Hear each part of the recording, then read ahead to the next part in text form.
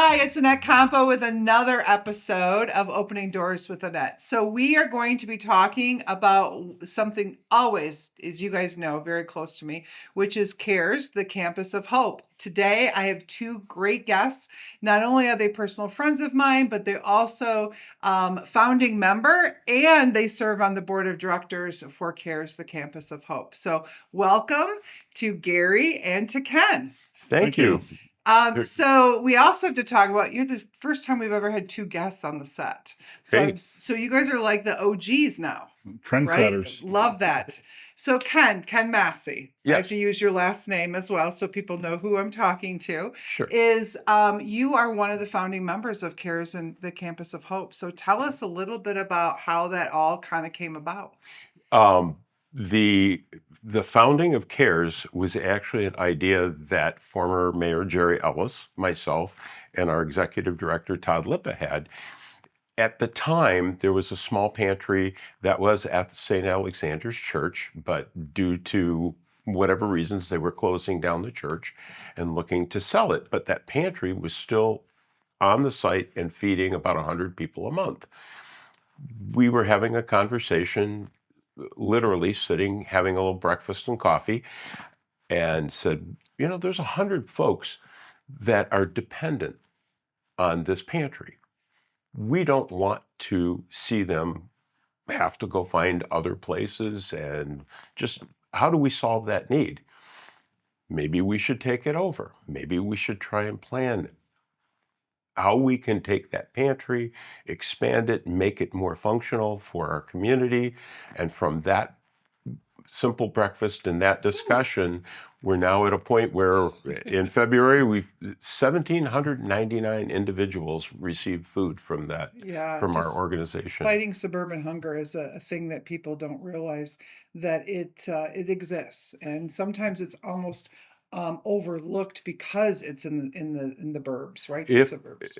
To that point, we actually had conversations as we were starting to put this organization together, and people said, wait a minute, you're in Farmington Hills. No one's hungry there. It's an affluent community. There isn't food insecurity in Farmington Hills. You're in which is in Oakland County, and Oakland County doesn't want to admit to having food insecurity, but that exists everywhere. And it may not be something that someone has had for a long period of time, but economic stresses hit, job losses hit. Suddenly somebody finds themselves looking. Right. And we can't ignore that. No, we can't. That is exactly kind of the thinking that went into the forming of CARES. Right. So many people are just one paycheck away from needing assistance. We call that like the gray area, right? It's like that one thing. And Gary, I'm so glad that you said that.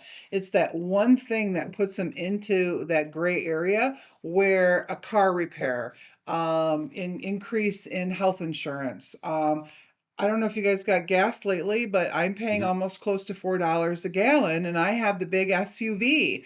And so looking at that, that's the type of changes in our economics that cause people to now need some sort of support in that temporary situation. And that's what's so very cool. It's interesting going back to that story that you tell. I got the call from Todd. I was obviously say coach. It almost gets stuck in my mouth, where he said, hey, do you have anyone that can do pro bono space for a pantry?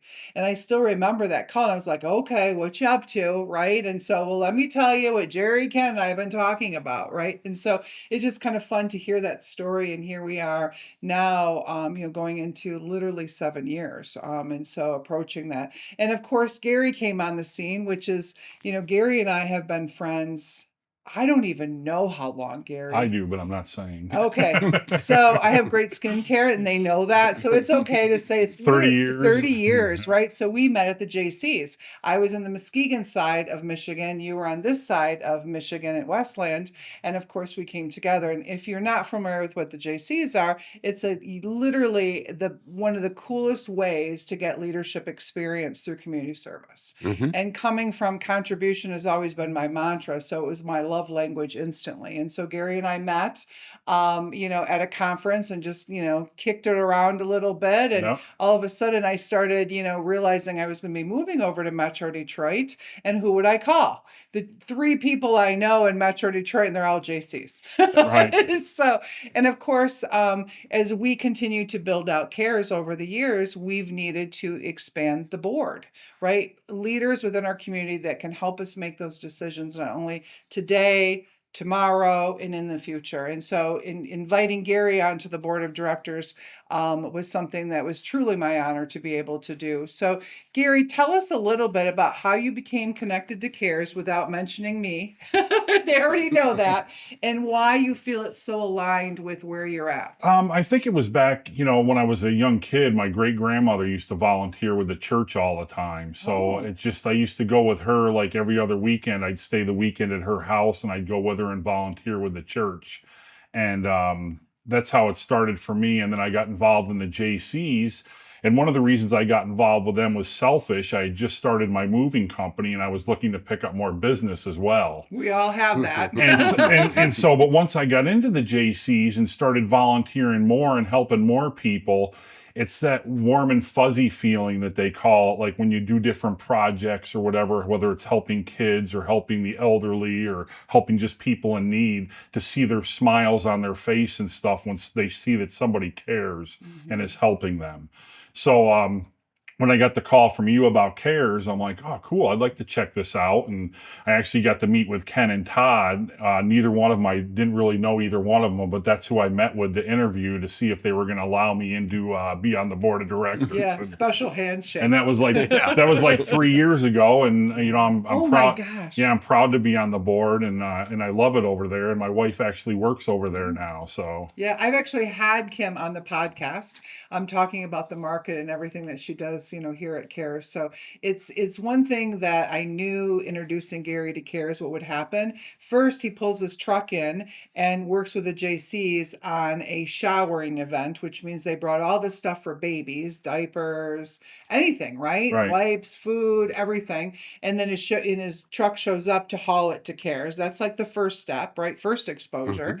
Not to keep, I know we have a secret recipe of how we bring people in leadership, right, Ken? Yeah, that's right. And now he's going to hear it, right? So that was the first step to get him in, right? And then the second step was, I think you're a great leader in our community, and I truly do. But one of the things that is so important when we look at CARES is, where are we going in the future, right? How do we sustain ourselves? And we have to have those people, the correct people in the correct seats on that board to really kind of move it forward. Yeah, I totally agree with that. And Gary, you've been a great asset so I'm very pleased that Annette Thank brought you. you in and you had that pre-existing relationship. But to what you're talking about, which is what we do today, is great. But where we go with something in the future, and too many times people start undertakings that are very strong, there's a lot of support for it, and you're addressing a challenge. Now you have a solution that starts to work, that challenge is now being met, and then people lose a little bit of energy. Right. And The you foot see comes things, off the gas pedal a little bit. a great analogy. And we cannot let that happen, because we know that this challenge with food insecurity, and those that have food insecurity have other economic challenges. So we're constructing this campus of hope, not just for today, not to meet just today's goals. We need forward-thinking board members that are going to take it to that next level and keep that energy going with whatever new challenges come down We the need to road. tape their foot to the gas pedal and make sure there's a brick on it pushing it down, right? I like Because it. like Great those analogy. analogies, thank you. And I think it kind of goes back to that time where my daughter and I were volunteering in the market, or what we consider the pantry, right? We have the market, which is where you can come and buy groceries and all the profits go back to CARES, but actually in the physical pantry. And I always forget that it's a pantry and not a market, because it looks like a market, Right. It right? does. Because we want to make sure that that the kids, when they come there, they don't realize that they're getting food in a pantry. We want them to realize they're getting food anywhere else they would get food normally, or what they would think was being the new normal, right? And so one of the things that's so cool is that when Jules and I were volunteering and stocking shelves, there was a girl in there shopping with her mom, and there was all these tubes of toothpaste, and she was literally grabbing 3 or 4 of them. And of course I said, "Oh, why do you need 3 or 4? We're only supposed to take one, just like we take one as well." And she said, "No, I'm just so afraid there's not going to be another tube of toothpaste next month."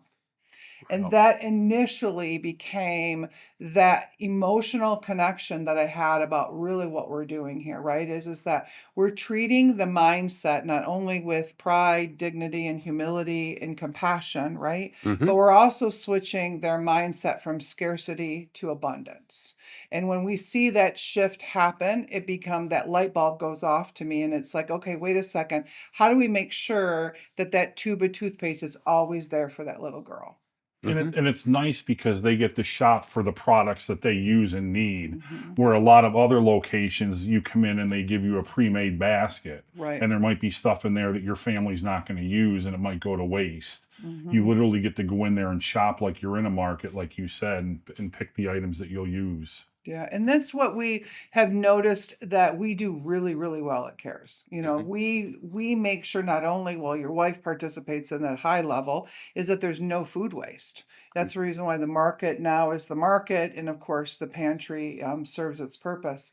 And the other thing that's really neat about it is that we're all in the same boat, rowing in the right direction, and Totally that's agree. what's so important about being on the board. Oh, I totally agree. And that treating people with respect Mm. is such an important consideration. You both mentioned it, and I think it needs to be underscored because, and then the exciting things that I see are some of the folks that have mm, actually utilized CARES, taken things because they had some challenge, are now coming back and volunteering now that they've gotten past that challenge Mhm. and been volunteering in CARES, or even one case that I know of is now on solid economic ground and is able to contribute Mhm. financially to continue CARES.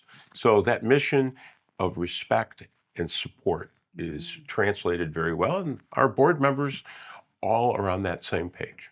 Yeah, and I think too is that when people say pantry, they think you're feeding, 900 families, and it's the same families. It's not. No. People tap in and they tap out, right? It's Right. allowing people that are going through some hard economic challenges to transition in to get the support that they need, get uplifted, Mhm. right? To let them know that it's going to be okay, that we're here for them. And in turn, out they go, right? And then they come back to us sometimes, like you said, as a volunteer, as a donor. And that's really been kind of the mission vision when you look at where we've come and where we're going. The board of directors has really aligned themselves with it. Plus, I get to hang out with some of the coolest cats I've Hey. ever had in my life.